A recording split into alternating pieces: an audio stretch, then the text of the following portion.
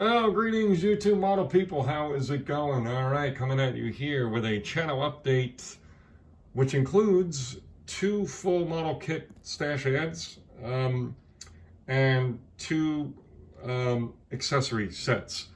So today is Saturday, November 23rd, 2024, and we're just going to get right into it. So the first project I'm going to show you an update for is this guy here, my 2024 Street Machine build for Jason's, and that's Jason's Blue Ox models on YouTube. His Street Machine build for this year, again, that's a hosted group build by Jason until December 31st, so plenty of time to get in, more than a month. If you want to grab a kit and join on in, why not? If you have some time to do that over the holidays. So, yeah, so we did this one here. It isn't finished yet, obviously, but the blue is this TS51 Racing Blue Tamiya, and then the off-white interior, kind of to simulate like leather and vinyl and all that other stuff, is the TS7 Racing White, which is kind of like an off-white, again, a Tamiya spray can. And we are going to, I know I mentioned before that the front hood here is done in this pearl white Tamiya, right? That's TS45. And we're going to carry the white theme all the way across. So obviously the front engine cover or front hood is going to be the white. The mirrors on the side will be the same white. And then the back here, spoiler, whatever wing thing, will be also that white, and I also painted a white stripe along the bottom here. So just kind of carrying it across, I think that would look better than just the front being white, and that's all. So we'll see in the end of, when it all comes together, how it'll eventually look, but I think it'll look pretty cool that way. First time using this paint. It's a green model world, or green stuff world, chrome metal brushable paint. That's kind of how it looked in, this is my little mixing tray, very fancy as you can see. It's a cap from a water bottle. As you can see, it's super mirror finish there. However, when putting it on the window trim, and I did the window trim on the front and the back, that's how we're gonna go, it doesn't look like that. So I don't know whether I didn't mix it enough, although I mixed it like crazy, or whether I didn't put enough coats on there, whether I put too many coats. So I'm not too sure what happened there, but it definitely is duller than I thought it would be. It was almost the same as this Tester Silver, which I would typically use for the trim. Never had any luck with the Molotow pens for that kind of thing. Or like, I even have a Prismacolor pen instead of Molotow. Tried both. I never had much luck getting the flow to be even. So yeah, I don't know. Again, what I'm going to do is, I think, is for the door handle, because this will be the side displaying out on the shelf. I'll experiment with the door handle on this side and just try putting more and lighter coats of this paint on the door handle. I know it's not a very big surface area, and just see if that pops up better if I do lighter, more coats. So we'll see how that all works out. The other project, excuse me, I'm working on is for Christmas build, and it's the famous Christmas Story house. Here, let me just show you the instructions here of sorts. This is in HO scale, so the actual house is there from the movie anyway, on the top picture, and then there's a kind of a artist drawing of the kit itself. So really it was tricky to try to find colors that would match that yellow, and then the green. I probably could have figured that out, and gray would have been easy probably. But what I did was, on YouTube, I found a guy who did this same model, but it's also offered in N scale, which is really small. You think HO scale is small, N scale is really small. But anyway, so he had these color callouts, which are really cool. I think they're going to work out perfect, which is Arbor Green, all apple barrel colors, by the way, as you can see. This really tricky yellow, which is Sunny Day, and then For certain parts, I don't have it in front of me, but certainly the columns, here's a column, is Timeless Gray. There's one called Gray Fox, which I think is for the roof and otherwise, which is fine because I didn't like the roof color this guy used. I think it should be darker, or at least if it is that color, it would need a gray wash over the top. So here's one of the columns, and that's done basically in this color here.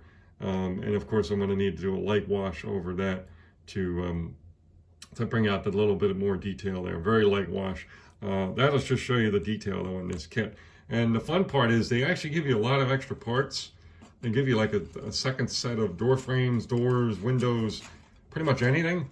And I spent quite a bit of time sorting through all those parts and saving a set and putting it in a baggie, and then putting the pieces that I'm going to use in these little plastic cups that I use for all kinds of things. So here's door frames, here's doors and windows. Here's some of the lattice work. Or railings, I should say. Here's more railings, here's more railings. Here's the lattice work that goes under the porch. So as you can see, very cool, lots of parts, lots of detail there. And to show you just a rough show of hand brushing of the green on some of it, this is what we got so far. So yeah, it's looking pretty cool, Now onto the stash ads. If you're patient, you get to see the stash ads. We'll start with the light basic accessory kits. I was very happy to see that they offer these now in 1/24 scale, because I didn't really know that anyone else was offering this, but good old Mini Art comes to the rescue. So we have assorted barrels here. This is going to eventually be part of a dilapidated property that was located in upstate New York, a short distance from where a friend of mine, his family had a cabin up there, right on the southern edge of the Adirondacks. So it was just an old, basically a dilapidated little trailer this guy lived in, and it was just a really cool looking type of thing to base a diorama on. And so, he had a couple barrels. So obviously these will work out great in 1/24 scale, because that's the scale of everything else that will be in the diorama. And then the other one is this here, these barrels. He had a couple of these as well, the blue ones, not the others. So we'll have a couple of these blue ones sitting on the property as well. Again, Mini Art, 1/24 scale. I just got these off Model Roundup. I think these are new releases, so if you're looking for something like that, go check it out. They just came out. I am continuing to go down show up to Hobby Lobby when they have their 40% off on model kits, and hoping for the best that I'll find Coca-Cola kits that I have not bought yet. So I am going along, definitely dipping my feet in the water of collecting all of the released Coca-Cola kits, because I am a Coca-Cola collector.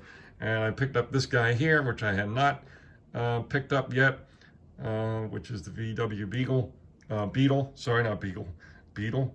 That'd be an interesting looking car. So it's pretty cool, this box art, because they have pictures of the actual built model, which is, I really miss that. A lot of companies don't do that anymore. They just put artist renderings on there and not a picture of the finished model. I really like the finished model to be shown somewhere on the box art. So we got that to add to our Coca-Cola collection. And then finally, I believe it was mentioned that next year's Acme show in 2025, it's going to be a dragster is going to be part of the theme.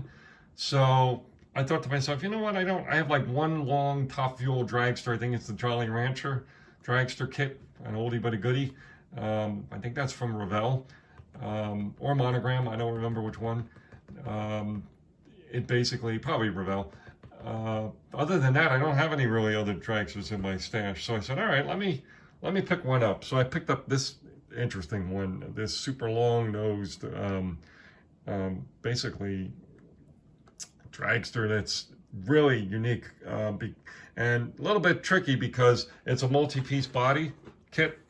So, that ought to be fun to try to get all that lined up just right. Here's the parts trees on the back, and then the very extensive decal setup.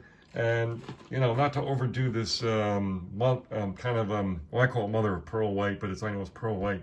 I love the way that looks. So when I saw this side of the box, looking at the pictures online to buy it, I said, oh yeah, that's cool. I like that white with with the flames going down there. As we can take a quick look at the, I think it was called the Black Widow.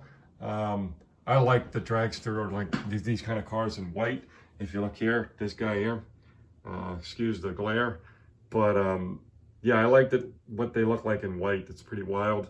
Maybe that's my love of Grease Lightning in the movie Grease, at least the white one. I just like that look. So yeah, so anyway, that's what we're gonna do with the dragster. And who knows, maybe we'll make a trip down to Acme next year. I don't know. There's so many other shows that I'd like to get to that I've never been to. I've been to Acme 3 times, but we'll just see how timing and everything works out. Sorry for the long video, folks. This will be one, we won't have an update unless something really unique comes up, and then the final on this, which will be probably next Friday, the day after Thanksgiving. I'll have that time available to do model building. So this will probably be a video going up for a final on that. And then we're going to just keep plugging away at our Christmas Story house.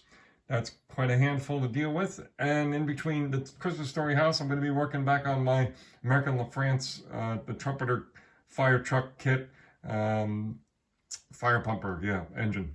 That's what I'll be working on. It's been put on the sidelines for way too long, and I want to do that along while I'm working on the Christmas Story house. So that's it, folks. I hope you have a good weekend, and we'll talk in a bit. All right, cheers.